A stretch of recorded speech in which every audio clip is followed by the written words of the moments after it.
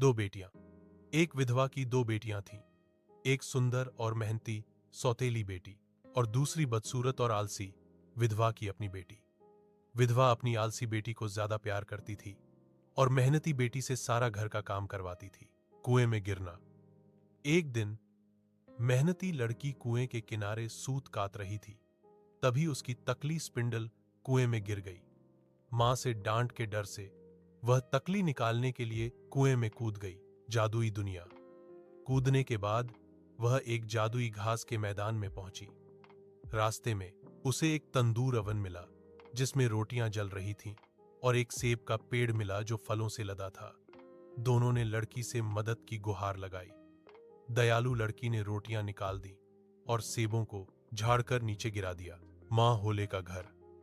फिर वह एक छोटी सी झोपड़ी पर पहुंची जहां एक डरावनी दिखने वाली लेकिन दयालु मां होले रहती थी। मां होले ने लड़की को अपने घर में काम करने को कहा और सबसे जरूरी काम बताया कि वह रोज उनका रजाई बिस्तर जरूर से झाड़े ताकि पंख हवा में उड़े।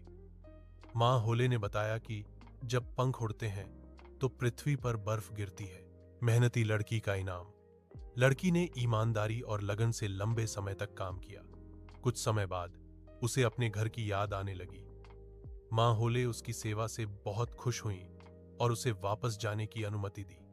जाते समय मां होले ने उसे एक दरवाजे से गुजारा जहां उस पर शुद्ध सोने की बारिश हुई जो उसके कपड़ों से चिपक गया। मां होले ने कहा कि यह उसकी मेहनत का इनाम है। आलसी लड़की का अंजाम। अपनी सौतेली बहन को अमीर देखकर मां ने अपनी आलसी बेटी को भी कुएं में कूदने के लिए मजबूर किया। आलसी लड़की ने भी वही रास्ता अपनाया लेकिन उसने तंदूर की रोटियों या सेब के पेड़ की मदद करने से मना कर दिया। जब वह मां होले के पास पहुंची तो शुरू में तो उसने काम किया पर जल्द ही वह आलस करने लगी और बिस्तर को ठीक से नहीं झाड़ा।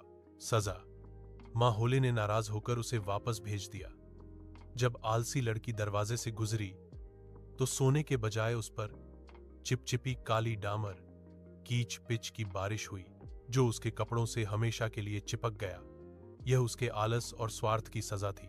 कहानी का नैतिक यह है कि मेहनत डिलिजेंस का फल हमेशा मीठा होता है जबकि आलस का फल बुरा होता है।